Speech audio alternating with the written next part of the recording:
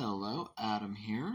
This is an ongoing series about me finding my next favorite TTRPG system. Um, and today I thought I would talk about the one that kind of has the most popularity, and that's Dungeons and Dragons 5th Edition. I'm sure that nothing I'm saying will be new under the sun, but this was the elephant in the room. If I didn't talk about this, then I don't feel like I could adequately talk about anything else. So I started playing this about a year after it released. So it released in 2014, and then I started playing it in 2015. And I held off because I didn't know what it was about. And I was happily playing Pathfinder First Edition, not without some issues, but I was happy with what was going on in our campaign, and I just let its release slide by. And when I finally did sit down to read it, I was pleasantly surprised that a lot of my frustrations with Pathfinder were solved in D&D 5th Edition. Mostly just the complexity, just math, modifiers upon modifiers upon modifiers. You're always like adding up something, and it had gotten to a point in Pathfinder First Edition where there were just so many options. I had a player who was just like, yeah, I used to look through all the feats, and I would look and look and look, and like then just get overwhelmed with options, and then just like choose one at random. So it was a lot. It was a lot for my players. It was a lot for me to keep track of as a GM. So we switched shortly after I actually sat down to read the 5th edition rules. But it's, that was 9 years ago almost, and here we are, and I think I'm done with Dungeons and Dragons 5th edition, even their update. So they're updating their core rule books for 2024.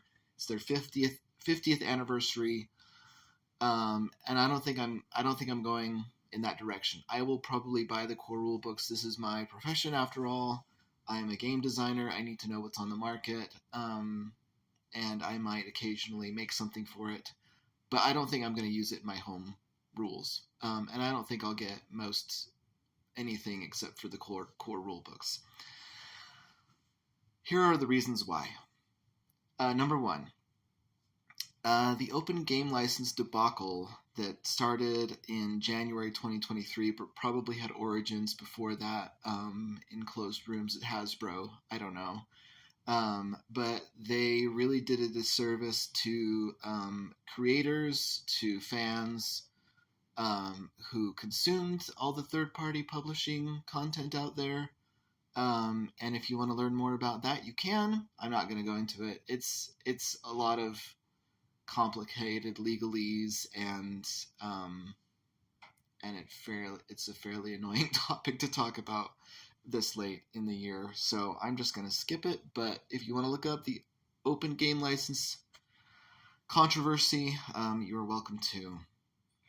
I have issues with the second thing is I have issues with D&D's bioessentialism. I think they have made some strides to correct this, but I don't think they go nearly far enough, and I think a lot of it is like their legacy. They would have to overhaul these huge campaign settings they've sunk all this money into to correct the problem, and I think they're working on it, but it's so agonizingly slow, and it seems like in 2023 they should be in a better place than they are now. I'm just going to read the half-orc description and their playtest.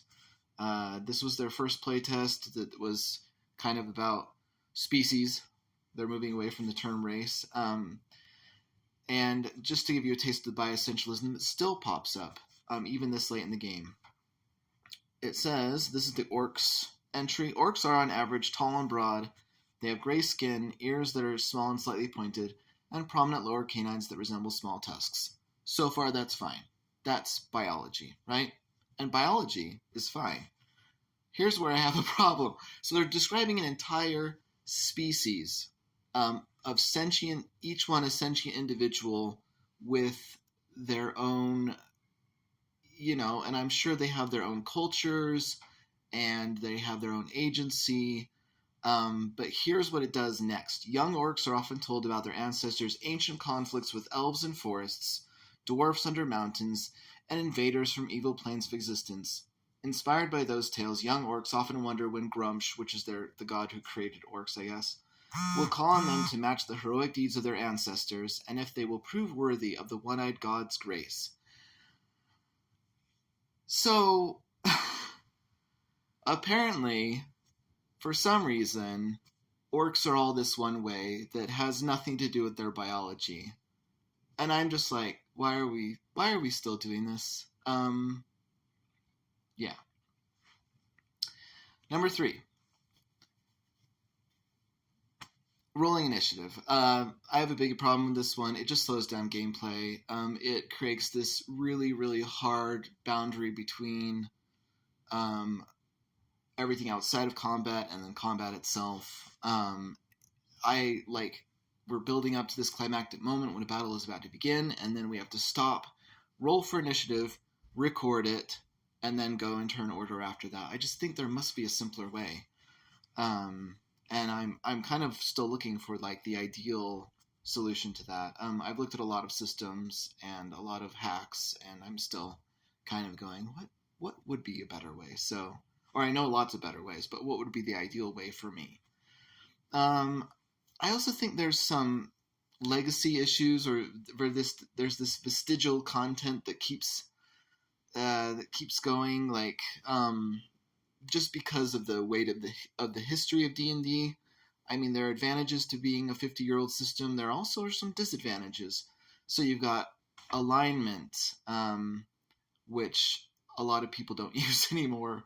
And then ability scores being separate from their modifiers. I'm just like, why? Why can't I just have a score of -1, which is also my modifier, or a score of 3 that is also my modifier? It doesn't make any sense. The term Dungeon Master, I don't really feel comfortable talking about being a Dungeon Master to anyone outside of D&D circles. So that term needs to be updated for me. I, as a DM, don't really want to roll dice very much at all, especially not in the middle of a combat. There's a lot of pieces I want. I would rather that the players roll all the dice in combat. It's fine if I want to roll on a random table if I'm not feeling particularly inspired and want some random elements in my life. That's great. But if I, as a GM, am rolling constantly in combat, I feel like I'm slowing down and the battle, and I also think that the players would enjoy it more, right? Roll to defend yourself instead of the monster attacking or the villain attacking, and then roll to see how much damage you took from that if you fail, or better yet, combine those into one. Roll to defend yourself, and how well you defended yourself on that one roll determines how much damage you got. I would love a system like that. And combats generally can feel a little like whittling down this big HP block. And there's very little guidance about how to strategies or tips you can use to run this particular thing.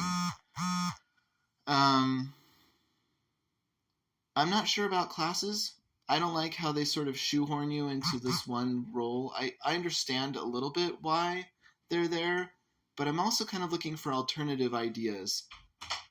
And then finally, I don't like how D&D is dependent on an adventuring day, broken up by short rests and long rests. I would prefer that it be something else, right? Because that leads to issues. If your party's taking a short rest after every combat, or a long rest after every couple of combats, then the math doesn't work out anymore, because they're always refreshed. Alternately, they might only take a long rest every day and a half, and then you have issues that way too. So those are my big issues, and some of them are much, much bigger than others, like bioessentialism, Hasbro's decisions, and rolling initiative. But I will do more of these in the future, all in pursuit of finding my next favorite TTRPG.